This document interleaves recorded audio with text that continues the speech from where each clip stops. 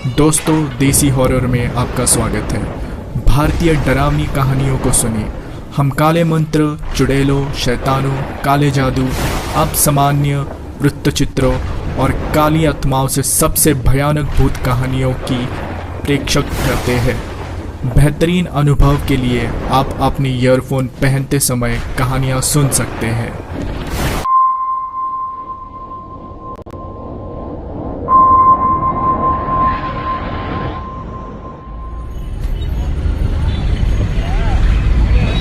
अरे क्या करूं यार, फिर से अमित ने मीटिंग में बुला लिया। वही सेल्स मीटिंग, पता नहीं फ्राइडे कोई सेल्स मीटिंग क्यों करते हैं।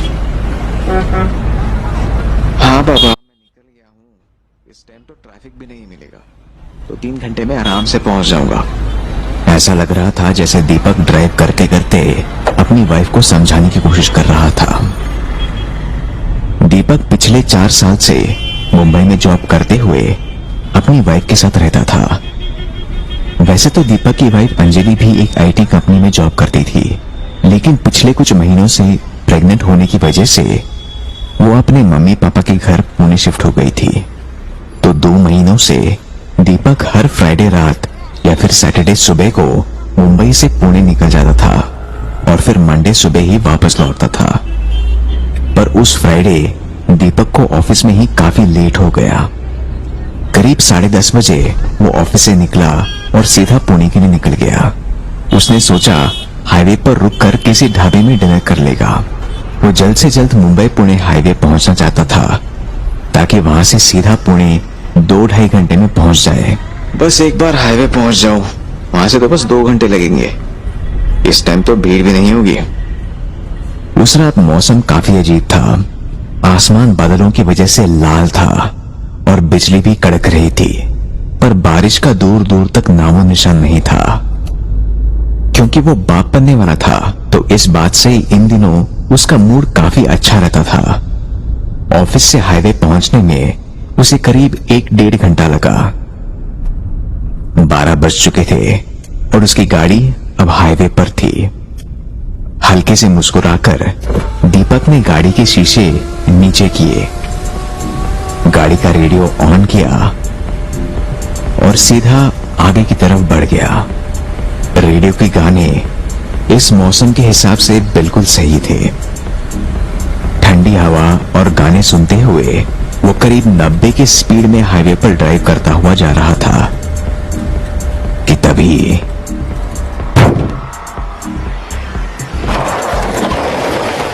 उसने तुरंत ब्रेक मारा। उसे ऐसे लगा जैसे कोई स्पीड ब्रेकर उसके सामने आ गया, जो उसे अंधेरे की वजह से दिखा नहीं। पर गाड़ी साइड में लगाकर उसने जब देखा तो उसकी गाड़ी के नीचे खून लगा हुआ था। उसने आगे पीछे देखा तो वहां कोई नहीं था। मोबाइल लाइट से उसने ध्यान से देखा तो गाड़ी के निचले हिस्से में काली बिल्ली की खाल चिपकी हुई थी। वो समझ गया कि वो स्पीड ब्रेकर नहीं, बल्कि एक काली बिल्ली थी जो उसकी गाड़ी के नीचे आ गई थी। बिल्ली की काली खाल, खून और उसकी सफेद सी चिपकी हुई अंत देखकर उसे थोड़ा अजीब लगा, पर जो होना था वो हो चुका था। तभी उसका फोन बजा, पर दीपक इस बिल्ली वाले हादसे में उलझा हुआ था, तो उसने नहीं उठाया। फोन उसकी बीवी का था। फोन 4-5 बार फिर से आया। गाड़ी को मिनरल वाटर से साफ करने में बिजी दीपक ने फोन नहीं उठाया। वैसे भी हमेशा हाईवे पर पहुंचने के बाद उसकी बीवी अंजलि एक बार चेक करने के लिए फोन जरूर करती थी। गाड़ी में बैठते ही दीपक को वहीं पास में एक आदमी दिखाई दिया, जो शायद कार या बस का ही वेट कर रहा था। बड़ी अजीब सी बात थी कि दीपक जब गाड़ी के बाहर था तो उसने आदमी पर बिल्कुल ध्यान नहीं दिया था। उस आदमी के पास एक लेदर का बैग भी था। दीपक ने गाड़ी उसके पास जाकर रोकी तो पता चला कि वो भी पुणे की बस के लिए वेट कर रहा था। वो आदमी दिखने में थोड़ा अलग था। उसकी उम्र करीब 40-45 की होगी, पर उसके चेहरे पर कुछ ज्यादा ही झुर्रियां पड़ी हुई थी। वो कभी सीधे देखकर बात नहीं कर रहा था। उसकी गर्दन में गहरा सा निशान था और उसकी आवाज काफी भारी थी। उसके पास एक सफेद लाठी थी जो वो चलने के लिए यूज करता था, क्योंकि उसके बाएं पैर में थोड़ी प्रॉब्लम लग रही थी। पहले तो दीपक उसे बिठाने में थोड़ा झिझका, पर फिर इतनी रात को उसकी हालत देखकर उसे दया आ गई और उसने उस आदमी को पुणे तक लिफ्ट देने के लिए कहा। वो आदमी भी बस हल्का सा सिर झुकाकर हाँ करते हुए दीपक के साथ ही आगे वाली सीट में बैठ गया। रेडियो चल रहा था और हवा और भी ठंडी चलने लगी थी। दीपक ने सीट बेल्ट लगाते हुए गाड़ी को फिर से हाईवे पर दौड़ाना शुरू कर दिया। हाय, आई एम दीपक। और आप? भरत। तो पुणे में कौन रहता है? दोस्त। ओके। आज मौसम काफी अच्छा है ना? हमारे लिए क्या ही मौसम। अरे नहीं, आप कुछ परेशान लग रहे हैं। चिंता मत करिए, कुछ खाने को आगे ढाबा है। नहीं, रुकना नहीं, कहीं नहीं रुकना। ओ, मैं सोच रहा था कि डिनर आपको क्या जल्दी पहुंचना है क्या पुणे? सब ठीक है? कुछ भी ठीक नहीं। दीपक की हर बात का भरत बस उल्टे या फिर अजीब से जवाब दे रहा था, जो दीपक को बहुत अजीब लगा। उसे लग रहा था कि भरत किसी चीज को लेकर परेशान है। पर एक बार फिर दीपक ने बात करने की कोशिश की। आप ज्यादा बात नहीं करते हैं भरत, है ना? गेम खेलता हूं मैं, खेलोगे? सही है, बिल्कुल। बोलो, क्या गेम है? हम दोनों एक दूसरे से 5-5 सवाल करेंगे, पर जवाब में सच नहीं, झूठ बोलना है। ये रूल है।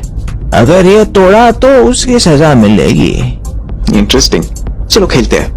पूछो। तुम्हारा नाम? करण। और आपका? राघव। कहाँ जा रहे हो? मैं दिल्ली जा रहा हूँ। और आप? पटना। कोई बुरी आदत है तुम्हें? कभी कभी सिगरेट पी लेता हूँ। और आपकी क्या बुरी आदत है? खून पीने और मांस खाने के अलावा कोई बुरी आदत नहीं। काम क्या करते हैं आप? भूत कुछ काम थोड़ी करते हैं। और तुम? मैं एक फिल्म प्रोड्यूसर हूँ। तो भूत जी महीने का क्या कमा लेते हैं? कुछ नहीं। और तुम? 2 करोड़। आपकी फैमिली में कौन है? एक बच्ची। और तुम्हारे परिवार में? कोई नहीं, मैं अकेला हूँ। दीपक का एक जवाब सुन के जैसे भरत जोर से चिल्लाया और हंसा। उसका ये रूप देखकर दीपक को कुछ समझ में नहीं आया। ये छठा सवाल था जो सच होना चाहिए था, झूठ नहीं। अब तुझे सजा मिलेगी। हो, अरे मुझे ध्यान नहीं रहा। क्या सजा? हाँ, तेरे पर्स में जिसकी फोटो होगी वो जाएगा। यानी तेरी बीवी। ये सुनते ही दीपक का पारा जैसे एकदम चढ़ गया और वो गुस्से में बोला, अभी हो, तमीज से बात कीजिएगा भरत, वरना यहीं उतार दूंगा। और आपको कैसे पता कि मेरे पर्स में मेरी बीवी की फोटो? तेरी बीवी जाएगी, या हो सकता है चली ही गई हो। फोन उठाना चाहिए था ना।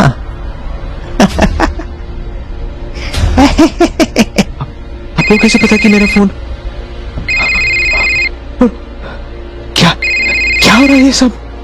अचानक उसने देखा कि भरत का चेहरा पूरा काला और आंखें लाल हो चुकी थी।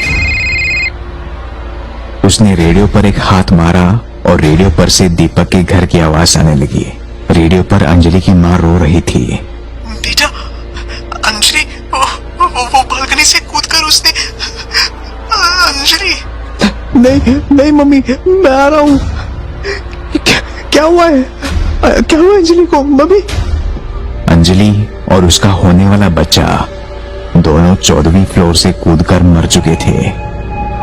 दीपक पूरे सदमे में जा चुका था और भरत, जिसका चेहरा पूरा काला और आंखें लाल हो चुकी थी, अब अपनी गर्दन टेढ़ी करके बस एक ही बात बोल रहा था।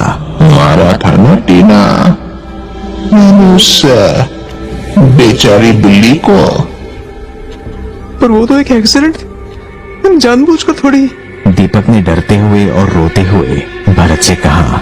वो गाड़ी से बाहर निकलना चाहता था पर निकल नहीं पा रहा था।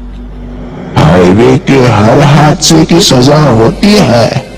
और ऐसा बोलने के साथ ही अपने दोनों हाथों से, जो कि पूरे हरे और कंकाल जैसे हो चुके थे, दीपक के शरीर में हाथ डालकर एक झटके में उसका दिल बाहर निकाल लिया। दीपक का खून पूरी गाड़ी में फैल चुका था। सीट पर, शीशे पर, स्टीयरिंग पर और रेडियो पर भी। उसकी कटी फटी सी लाश को देखते हुए भरत फिर बोला, हाईवे का कोई भी हादसा पीछा नहीं छोड़ता और अपना बदला ले ही लेता है।